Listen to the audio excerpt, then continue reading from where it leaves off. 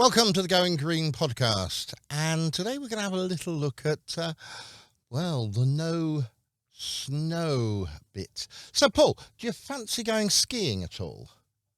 Well, I've never been before, but I could have a give a go. Give it a nice try. I understand that the Hemel Ski Centre is open and it's doing a roaring business for people learning to ski and, in fact, being quite an expert at skiing. Because Europe's a little bit shut at the moment. Yes, and unfortunately, they over their snow or ski season usually starts from essentially just a bit before Christmas or that week before Christmas. That's when the official season starts. Yeah, I remember my parents going skiing. Well, sort of.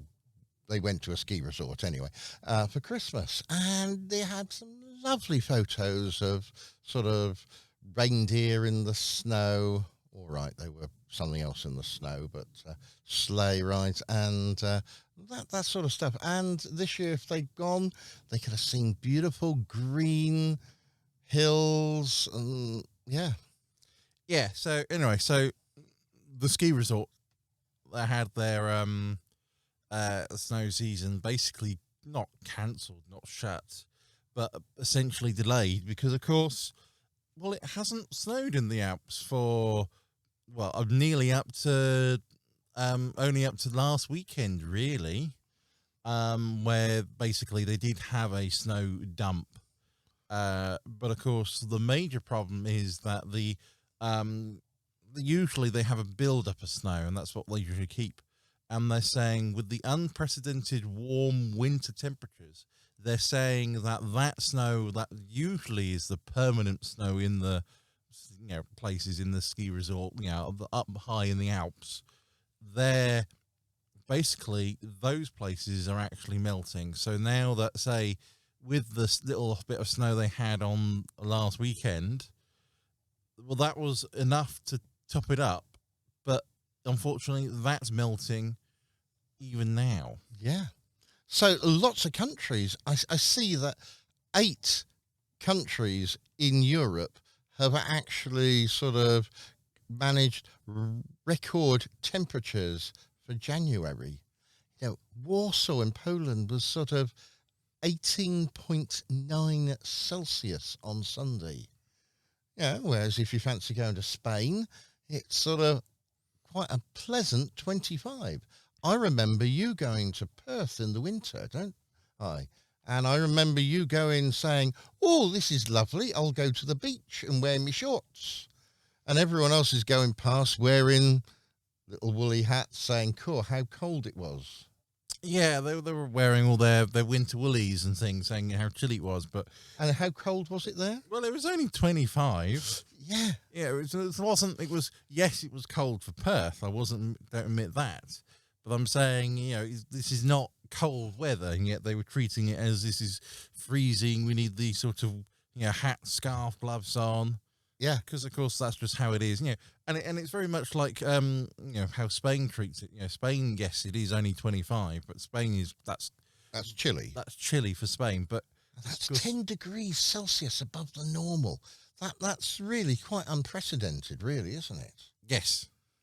And it's interesting that temperatures have changed, in places like the Netherlands, Liechtenstein, Lithuania, Latvia, Czech Republic, Poland, Denmark, Belarus. They've all broken national records.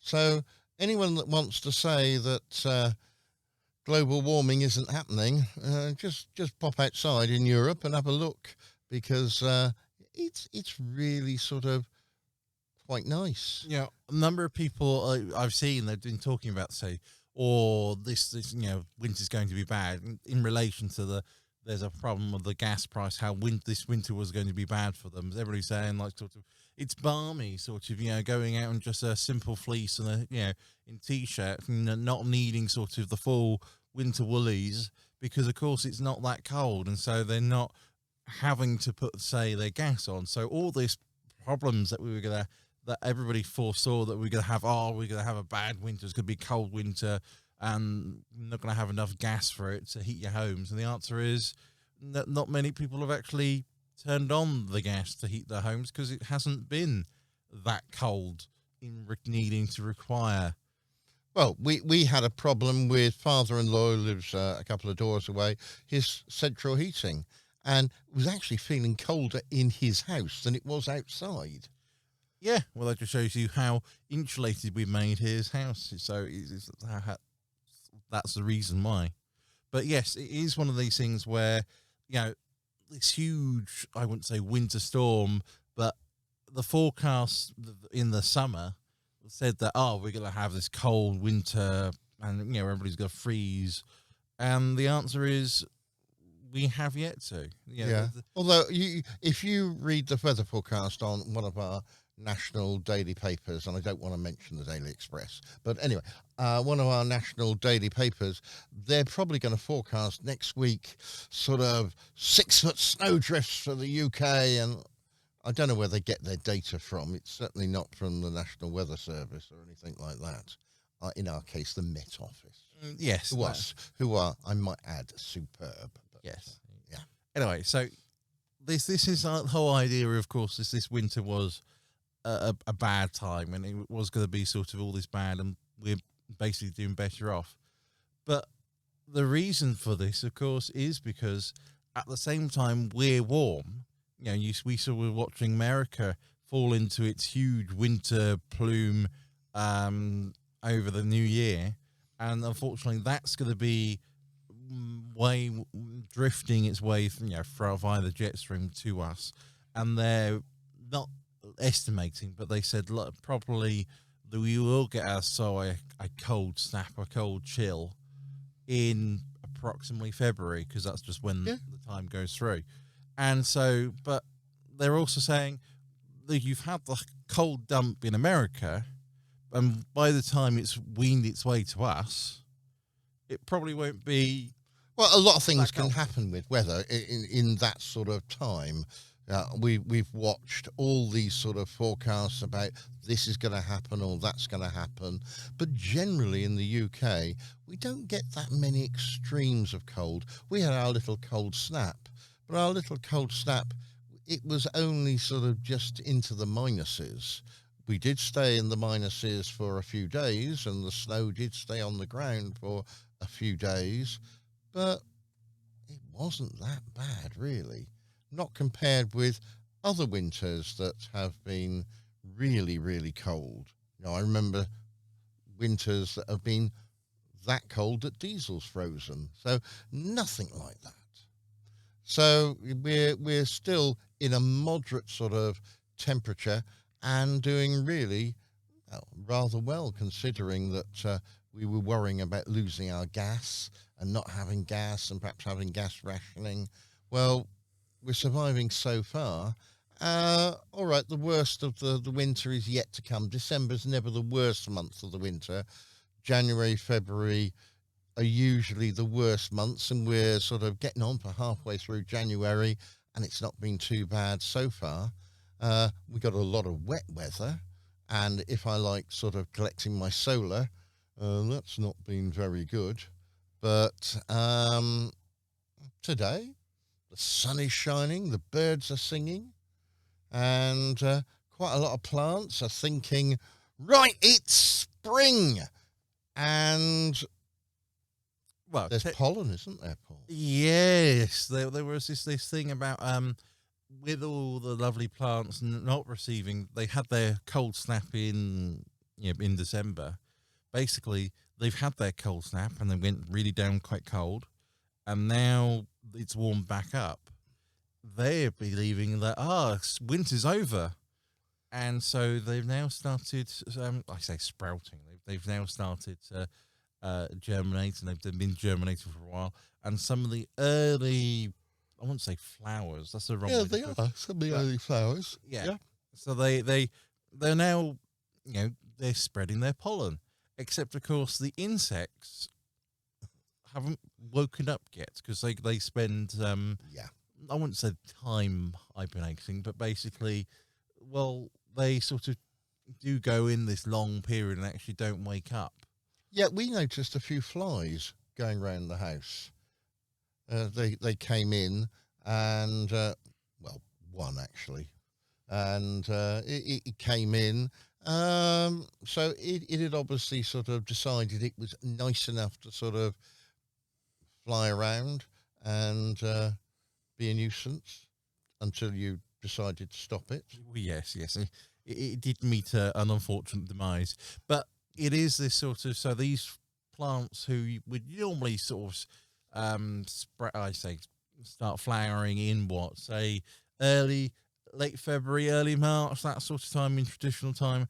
Is now doing this in halfway through January, and so there's going to be no um real things for them to pollinate, so that's going to be a problem that way. But no, so there is basically inside all the pollen forecasts huge medium or low levels of pollen going around at the moment.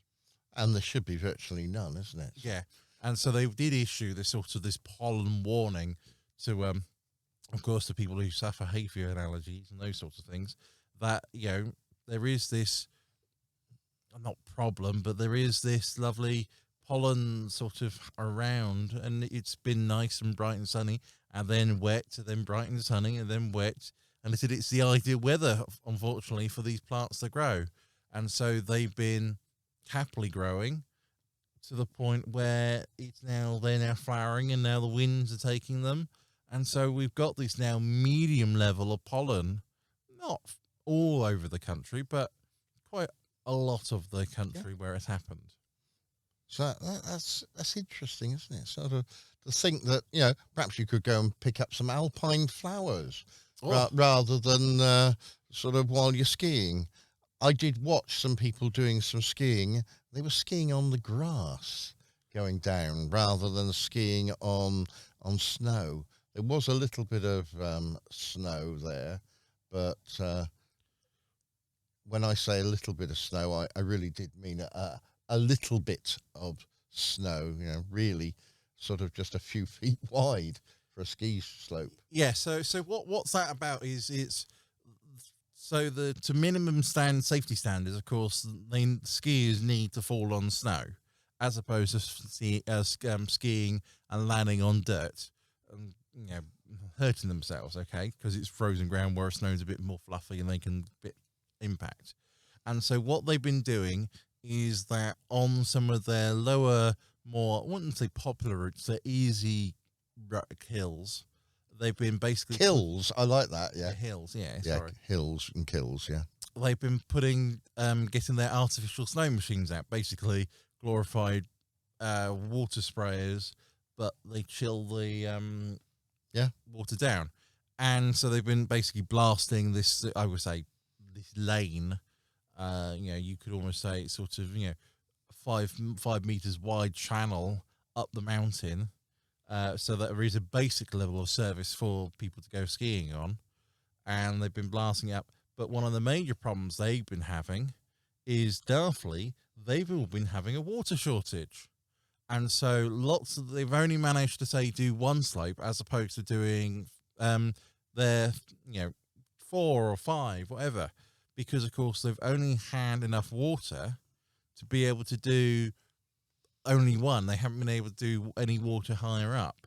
And that's not an issue of sort of getting the water there. It's actually due to supply, because one of the major crises is in the Alps. The rising temperatures has basically been causing all the glaciers in the Alps to melt. Yeah, which they've been doing for quite a few years now, isn't it? I was reading Switzerland, made 20 Celsius. 20 Celsius is the highest ever in the North Alps in January, but it's also sort of definitely not ski weather. That's sort of almost shorts weather, as opposed to sort of woolly pom-pom hats. Yes, yeah. And so with these glaciers that are melting, of course, they've been dumping lots of water into the Alps, which have, of course, been flowing downwards to around the rivers, and that's no problem. Yeah, that's how normal things going. But of course, that means then their usual water that they're usually, which is usually collected by the glaciers melting in, or haven't been. They've gone. Yeah. So they're It's a different water, isn't it? Basically, that's what they're talking about. Instead of lots of snow on the ground, now they've got the normal sort of springtime, summer runoff of water. yes, except of course with the lack of snow and the lack of the glaciers retreating, there is a water shortage in the Yeah. Alps. Yeah. And so, of course, the water shortage means there's not enough water for them to use. They have to prioritize basic services such as wanting people to drink water or to, the Yeah, sewage. you got to get your priorities right, haven't you? Really, sort of, what's the most important thing? And people getting water or skiing, and of course, it's got to be people getting the water. I was reading also above 2,000 meters, which is sort of mountains, isn't it?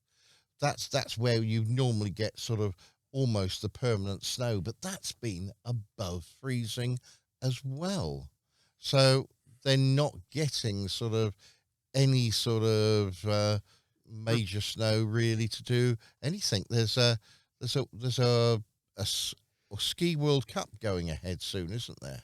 Well, that's what they're Or, that's or, been or, gearing up for, or maybe not. or maybe not. This is the problem, and they've been saying that there is this huge issue of trying to get some basic slopes so they can get this World Cup going on, and they're basically going to be saying everybody's going to have to be skiing on artificial snow for this World Cup, and all the skiers complain about skiing on artificial snow because it's not like the real stuff. And not surprised, it's artificial, but they're actually saying, "Whoa, this is a problem because now they might the Alps, which is traditionally the home of the Winter World Cups or Ski World Cups, might not be the home of it for much longer. They might have to go somewhere else, and that's incredible loss for all Yeah. the resorts and all those sorts of things. So it is one of these interesting but problematic things where they'll have to change what they're going to do, and at the same time, they need to start sort of working out, well, if it's bad in the Alps for that, do they have to look elsewhere? Do they have to look to go to? I'm now trying to work out where there's some snowy parts are. Well, I would have gone to somewhere like sort of Norway, Sweden, Finland, Greenland, Yes. Canada. Yeah. Sort of perhaps go places above the Arctic Circle. I understand Antarctica's pretty good for snow. I do understand some of the ski resorts are a little bit poor there, Yeah. Well, but the waiters are excellent. very good. Yes. Yes, well, they're black and white Dickies sort of bow ties, and yes. Very good. Very good. For those who don't know, emperor penguins. Yes. Yes. Yes. So Anyway, back to where we were while I'm being frivolous. So, what's going to happen? Well, most of this is a sign of global warming. We are getting milder winters. Will they have to get moved? Yeah, quite probably is the answer. 1 year doesn't make a sort of a change in climate, but we are seeing that. Even my sort of locally gathered data on the hours of sunshine are showing it's going up and up every year. All right, yes, it does go down occasionally, but the overall trend is still upwards. So we might get a bad little bit, but still the average is going up. And this is what people still struggle to sort of, well, they argue about that. Oh, yes, my mother especially. Oh, it was really cold. Yeah, but on average, it's a much milder sort of time. So we've got to really worry about all of this. So we've got this idea of then, if we've got pollen coming, we've got the ski slopes starting to become deserted. then of course we've also hearing all the activists here now shouting and demanding faster action on climate change. Well, yes. Well, the point is, you see, they're seeing that there's no snow season, and so they're saying, well, this is a result thing. Therefore, why aren't, say, the snow resorts doing something about their climate? Why aren't the Swiss or the Alpine countries doing things about climate change? Why aren't everybody doing things about It climate is change? everybody, though, isn't it? That's the point. That's the point. And it's one of those things where you got to look at what's really doing it. It is this reducing this temperature rise, which is doing it, and that is the only way of reducing carbon emissions. And so that's their fight. That's their point of saying, we've been rising. We're going to have no ski in the Alps for generations. The next generation needs to know about their snow in the Alps. So you're the ones causing all this. You need to do something about this. And slowly people are realizing that perhaps it might be worth doing something to protect the Alps. But the problem is you can't protect snow because, of course, it's temperature related. It's not like a plant where you could just move it and sort of find somewhere better to put it.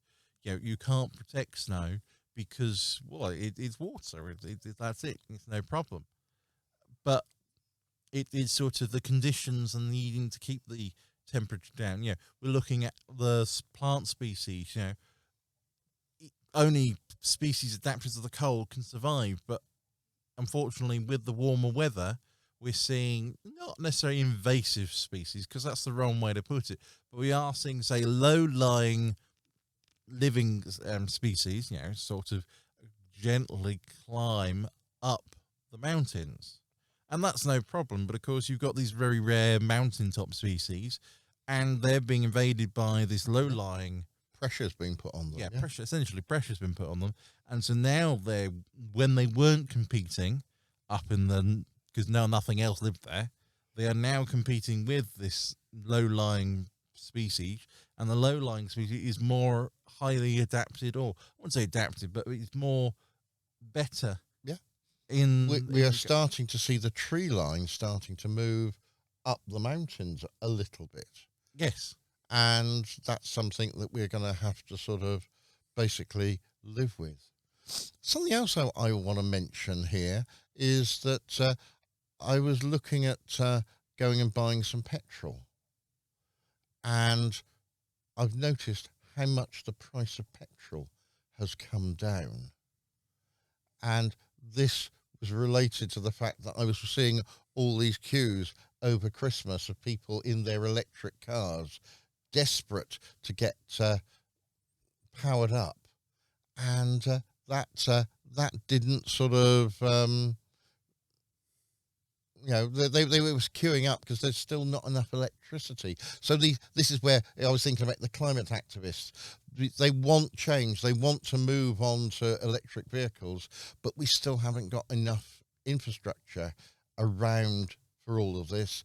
And of course, with falling prices of oil, petrol's being cheaper, and of course then gas is becoming slightly cheaper because people aren't using it as much, then we're looking at a little bit of respite here for sort of all us poor people who are having to sort of struggle with sort of this global sort of economic crisis. Yes, as I said, this is the whole...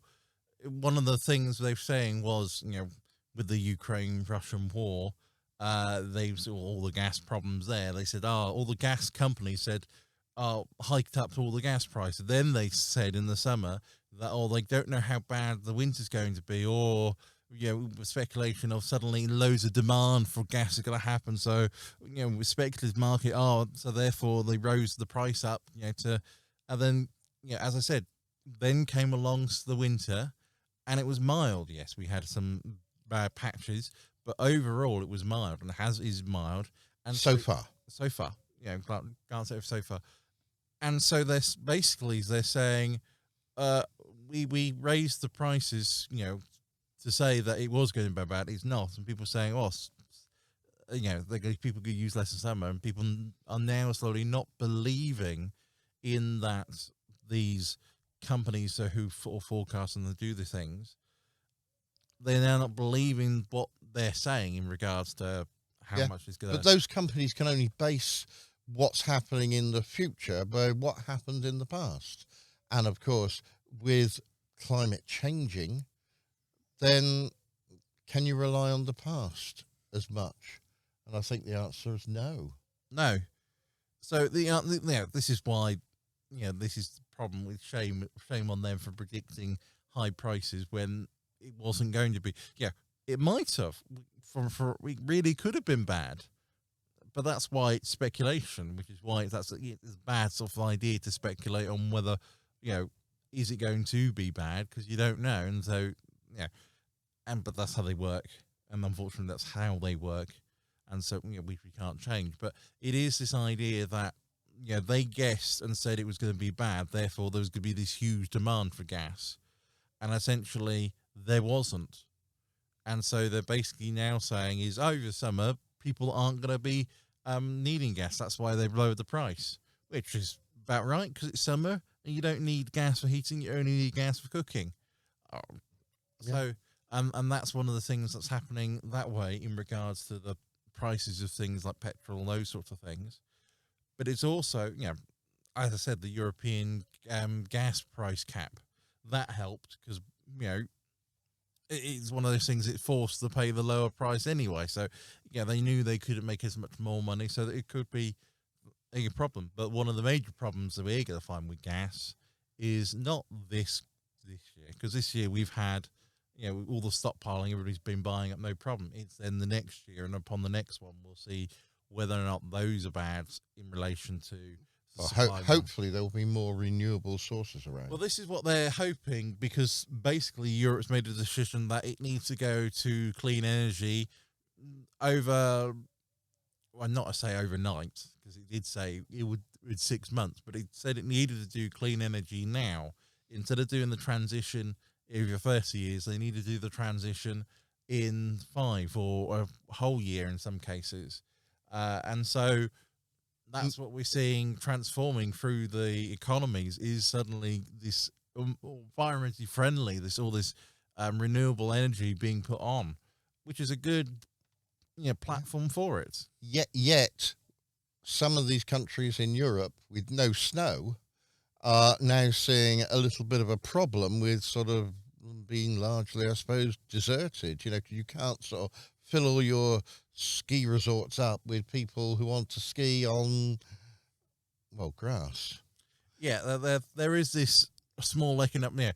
After COVID, people weren't allowed to go skiing, so they're hoping that this year's skis season is going to be a good one, so they can get their money back that they lost through the pandemic, and basically they're being handed no snow, therefore no skiers, and so no one wants to go, so therefore they've got loss of income. Yeah, and that's loss of income from climate change, as opposed to loss of income because of COVID or a pandemic or something else. It is the fact that there is no snow, so they can't go skiing, so they're choosing to do something else. Well, the end of sort of February, mid-February, is when the schools here have a half-term break, and I know lots of my students are planning to go skiing on that sort of ski week. Well, generally tens of thousands of people head to the slopes, and well, are they going to go? This is one of the big problems at the moment, isn't it? Are these people going to be able to go there and sort of start to ski? The snow basically needs to come, and soon, because they can't even rely on it happening that week, because that just sort of won't be good enough. They have to sort of build it up and sort of get it all set up. So could be good fun for sort of February, sort of March time, the end of the sort of snowy season, and we haven't started yet, really, has it? No. So I don't know what's going to happen to all my kids that may want to go out skiing. I often ask them if they'd like to sort of, someone to help carry their bags. I'm good at doing that. I could sort of go there, and I don't think I'd teach them to ski. No. I know how to fall off skis. That's about it. Yes, yes, I'm very good on the nursery slopes, yes, walking. yes. Yeah. Well, so there we've got some ideas on really what's happening in the Alps at the moment and the lack of snow. So global warming seems to be sort of winning here. You've been listening to the Going Green podcast, having a look at sort of the lack of snow. Hopefully next week we'll be back with some better news of climate change. Yes, yes. And what progress it's making. Until then, stay safe, and it's goodbye from me. And a goodbye from me. Bye-bye. Goodbye.